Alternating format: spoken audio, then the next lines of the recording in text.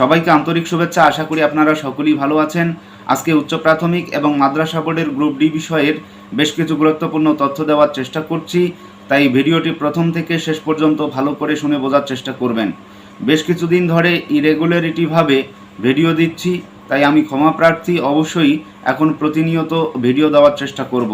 তো প্রথমেই আমরা উচ্চ প্রাথমিকের শিক্ষক নিয়োগ বিষয়ে আলোচনা করার চেষ্টা করছি এবং আমাদের কাছে যতটুকু তথ্য আছে সেই তথ্যগুলো আপনাদের সঙ্গে শেয়ার করার চেষ্টা করছি। উচ্চ প্রাথমিকের শিক্ষক নিয়োগের ক্ষেত্রে দীর্ঘসূত্রিতা 10টি বছর অতিক্রান্ত হতে চলল। এখনও পর্যন্ত শিক্ষক নিয়োগ প্রক্রিয়া কার্যত অধরা। কবে এর পরিসমাপ্তি হবে আদতে কেউ বলতে পারে না। এখনও পর্যন্ত কিন্তু বড় প্রশ্নচিহ্ন রয়েই গেল।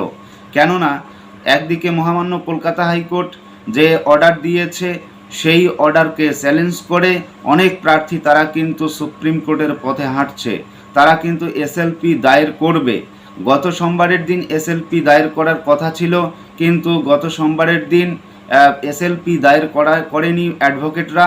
তার মূল কারণ হচ্ছে যাতে এসএলপি রিজেক্ট না হয়ে যায়, সে কারণেই এসএলপিতে যাতে কোনো ধরনের প্রশ্ন না ওঠে, এসএলপির সমস্ত ডকুমেন্টস যাতে সঠিক হয়, সে কারণেই কিন্তু একটু সময় নিচ্ছে অ্যাডভোকেটরা।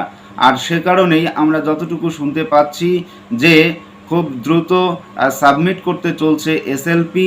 আর এই এসএলপি সাবমিট করলে আগামী দিনে আপার প্রাইমারি শিক্ষক নিয়োগ প্রক্রিয়া কোন দিকে যাবে সেটা কিন্তু কেউ বলতে পারে না। কেননা দু একটা হিয়ারিং হলেই তারপরেই বোঝা যাবে আপার প্রাইমারি সব থেকে মহাগুরুত্বপূর্ণ মামলার যে এসএলপি সে তার মোড় কোন দিকে যাবে। প্রথমেই কি স্টে দেবে না স্টে দেবে না, এই বিষয়গুলো কিন্তু পরিষ্কার হয়ে যাবে। তো সে কারণেই বলছি আপার প্রাইমারি শিক্ষক নিয়োগ প্রক্রিয়া কার্যত এখন প্রশ্ন চিহ্নের মধ্যেই। একদিকে সিট আপডেট নিয়ে আর অপরদিকে রেশিও মেনটেন, তারপর আর অন্যান্য বিষয় নিয়ে কিন্তু এসএলপি হতে চলছে বলে আমরা শুনতে পাচ্ছি। সুতরাং অবশ্যই আপনারা অপেক্ষা করুন, আমরা সেই বিষয় নিয়ে আপনাদের পুঙ্খানুপুঙ্খ বিশেষ তথ্য দেওয়ার চেষ্টা করব। আর একদিকে আপনারা দেখলেন গত 12 তারিখে মহামান্য কলকাতা হাইকোর্টের রায়কে মান্যতা দিয়ে যাতে এসএসসি দ্রুত নিয়োগ প্রক্রিয়া সম্পন্ন করে, সেই জন্যই কিন্তু যে সমস্ত কাউন্সেলিংরত প্রার্থী রয়েছেন তারা কিন্তু আশ্চর্য সদন ঘেরাওয়ের ডাক দিয়েছেন, অর্থাৎ বৃহত্তর আন্দোলন করেছিলেন।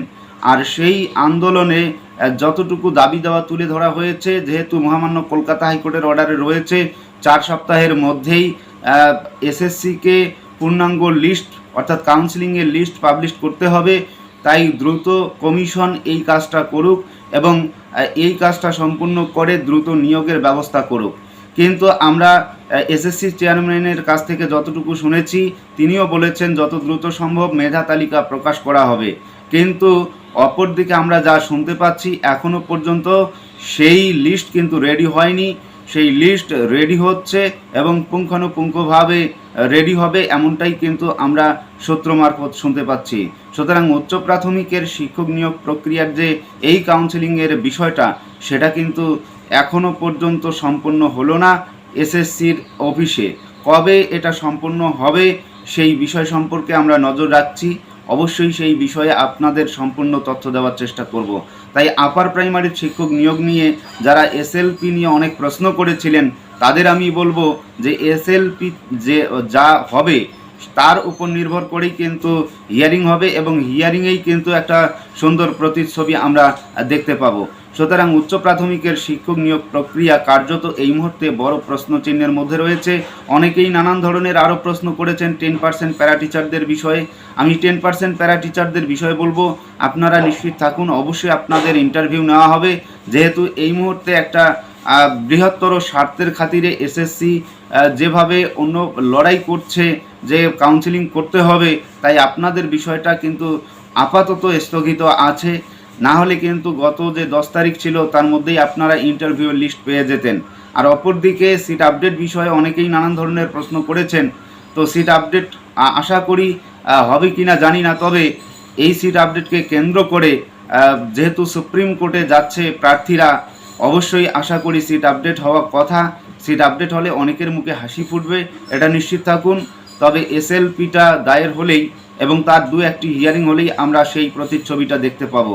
তাই মূল লক্ষ্য হচ্ছে উচ্চ প্রাথমিকের শিক্ষক নিয়োগের সমস্ত জট কাটতে গেলে সম্পূর্ণরূপে ইন্টারভিউয়ের 15 দিন আগ মুহূর্ত পর্যন্ত সমস্ত শূন্যপদ সংযোজন করে সমস্ত ধরনের সমস্যার সমাধান করা।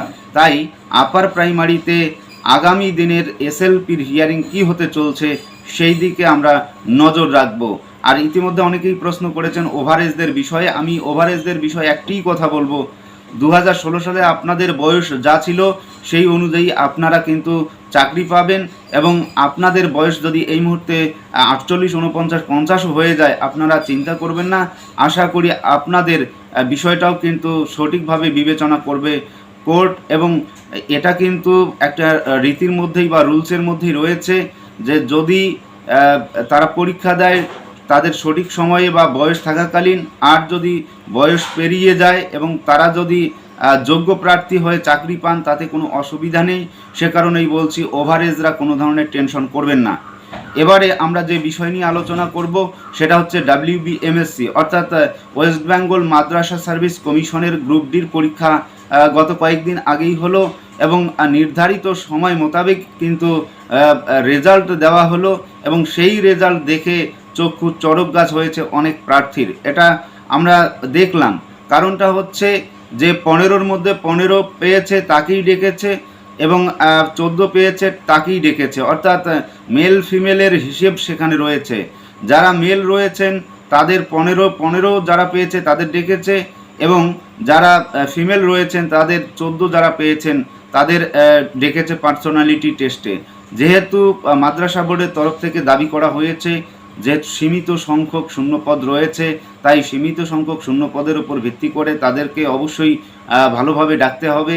যারা 15 পেয়েছেন, আমি এর আগের ভিডিওতে বলেছিলাম, লাইভে আপনারা দেখে নিতে পারেন। লাইভের 17 মিনিট 30 সেকেন্ডে আপনারা গিয়ে সেখানে দেখতে পারেন আমি বলেছি যে যারা 15 পাবেন 14 পাবেন তারা নিশ্চিত থাকুন যে আপনারা ইন্টারভিউয়ে বা পার্সোনালিটি টেস্টে ডাক পাবেন। তো সেটাই হয়েছে, কারণ শূন্য পদ যত সামান্য, সে কারণেই কিন্তু মাদ্রাসা বোর্ডের যে রেজাল্টটা হলো সেটা অনেকেই কিন্তু মেনে নিতে পারছেন না। আশা করি এই মাদ্রাসা বোর্ডের যে পার্সোনালিটি টেস্ট হচ্ছে সেই পার্সোনালিটি টেস্ট শুধুমাত্র যে কোচবিহার, বাঁকুড়া, বর্ধমান, নদিয়া এসবই হচ্ছে তেমনটা নয়।